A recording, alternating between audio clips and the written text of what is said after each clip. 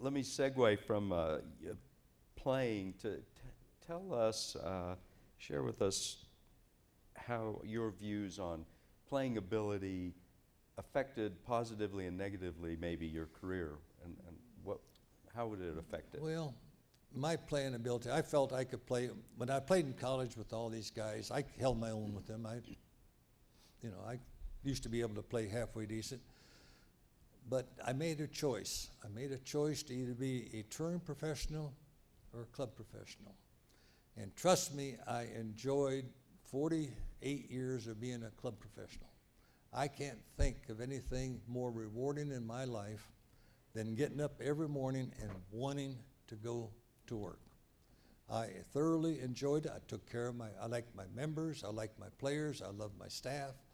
I loved everything about it, and I got to play enough during the week. I tried to play in the Pro-Ams on Monday, and then I tried to play Thursday afternoons with Warren Smith and Tony and Paul and all the fellas. And to me, that was more fun than going out there on the tour and being away from my family and not taking care of my job. I'm a club professional. I love being a club professional. Do you think at that time, do you think it helped you, your if you will, prominence as a pretty good player, to help you in your job, to help you with members, to help you with your employer? Yes. I used to teach a lot, and of course, when you're a decent player, your students look up to you, and you can teach them the shots that they can only dream about. And I'll tell you a little story about that. I had a little girl come out. She was a member of Lakewood. Her dad sent her out to take lessons from me. And her name was Overgard. She was great, just a nice young lady. And she didn't want to play golf. I met her at the golf academy at Eisenhower.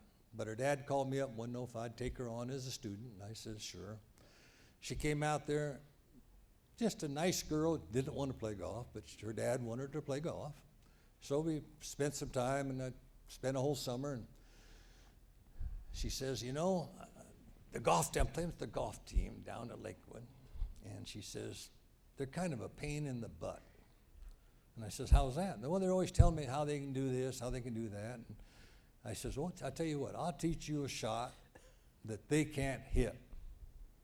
And she says, what's that? So I took her out behind the green. I taught her this little lob shot up in the air and come down just so soft and nice. And boy, she got pretty good at it. She's a good athlete. And she goes down there, and next week she comes out there and she's all bubbly. She says, Mr. Kline, I'm going to tell you what happened. I was playing with these guys, and he hit her over the green. This guy hit her over the green, and he's complaining about how hard the shot was, and he sculls it. And I said, well, that doesn't look very hard. And he said, well, you can't do it. And she says, well, she went back there and dropped the ball, hit this little flop shot up in the air, and she's so happy. So I made a lifelong friend. Good story. Thank you. Now, moving forward, what would you say? How important is playing today? Not necessarily, playing ability, but playing for today's golf professionals out in the audience. I think it's very important. I think you have to play with your members and your people and your staff, and because if you just stay in the shop, I don't think that's being a golf professional. I think you need to play, and I think the people that you work for need to know that you can play and represent your club, whatever it is, creditably. And you don't have to be the world-class player, but you have to be on the golf course and enjoy your staff, enjoy your members. I know a lot of people that, golf pros, that every week they put a post on the board that I'm going to play on Wednesday, and the first 3 members sign up. He plays with them. He doesn't care if they're the 16 handicapper, or 20 handicapper, or 3 handicapper. First 3 guys that sign up, he plays with them. That's giving the game to your members. That's showing the members that it's a game for everybody. And to me, that's important. I just think everybody needs to play. Switching from playing the game to, as we all do, working in the game, what critical things have you learned about what employers want from their PGA professional? And also, if you can think about it, what stayed constant, what has changed? Well, I think what employers, I've been in a lot of interviews with certain clubs to help hire. But they're looking for an individual that's, number one, is personable. He's a professional. He acts professionally. He's easy to convey and to converse with. They don't want someone that's going to stand out here and has an ego that I am a little better than everybody else. They want somebody that can be a part of the club, to go out there and enjoy the membership. But they want a person that can look at the balance sheet and say, maybe I can help you. Maybe I can grow your rounds. Maybe I can grow the revenue. Maybe I can start a junior program for you and start golfers. Your club may be stagnant. Maybe a good junior program would help you. They're looking for a person that's well-rounded, and that's why I'm a firm believer in the certification program in the PGA of America. I think if you can get certified in some of those fields and get well-rounded and go into an interview and say, yes, I know this area, this area, this area, this area, I can help you. I think that is a bonus I wish that it was like that when I was first in the golf profession. Man, I'd love to learn all this. I learned everything by trial and error. And I'll tell you what, there are more errors than I'd like to admit, but you always learn from them. And but you have to be willing, just like I'd say, I got this rubber band that Eddie put there. And I got it on my hand to remind me of the way I believe in that everybody has to try to improve and to learn new things in your profession. If you're stagnant in one area, you're going to fail. You need to broaden your scope and be well-versed in a lot of areas. And you may not have to be an expert, but you have to know something about them. Just think about going into a job sometime and they tell you you're in charge of the food and beverage and you have no idea how tough that is. And because that's a losing operation, and you got to learn how to manage it. But I've been fortunate all my career to have a great staff. And I'm very proud of all my staff members over 40 years, and every one of them. And I just believe that when you go for interview, you sell your ideas and what you can do for them. Not what you can do for yourself, what you can do for them. And part of that is being professional.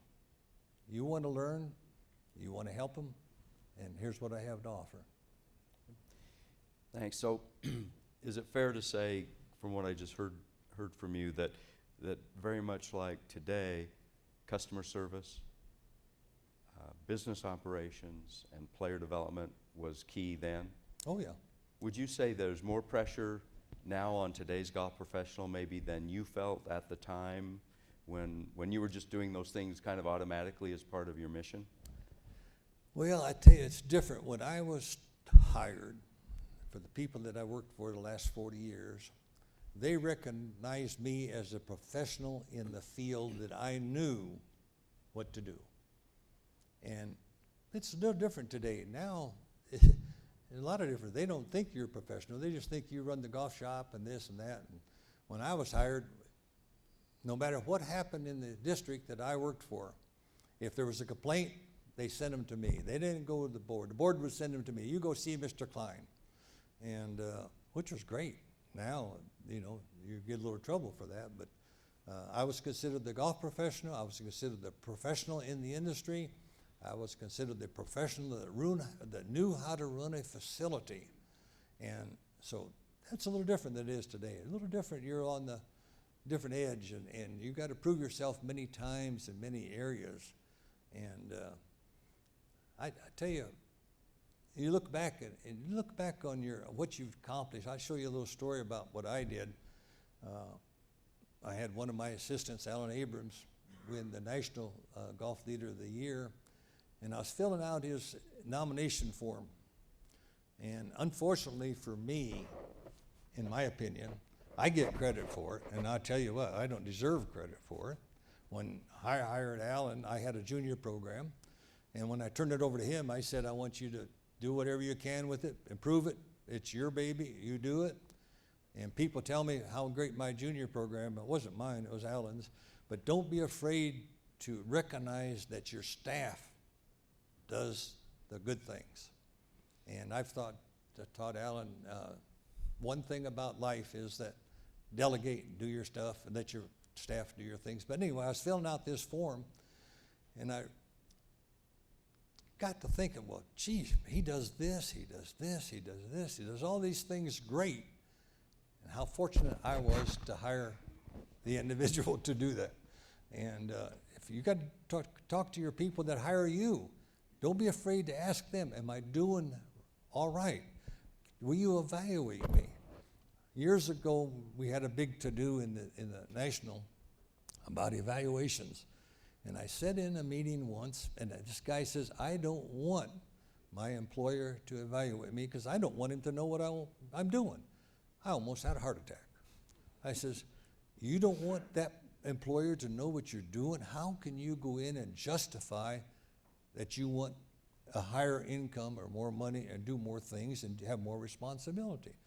Well, he was afraid. You know, that time you catch your lessons and you got this golf shop, and they thought, well, if you make too much money, they'll cut you out. But don't be afraid, man. I'd love to be evaluated. I had a deal in my operation. I evaluated my staff twice a year, and I made them evaluate themselves before I evaluated. And then we sat down and decided if their evaluations were as good as mine or mine were better than theirs. And you'd be amazed what, if you talk to your employer and have them help you, they'll know that you're interested in their operation and their club. Don't be afraid to talk to them.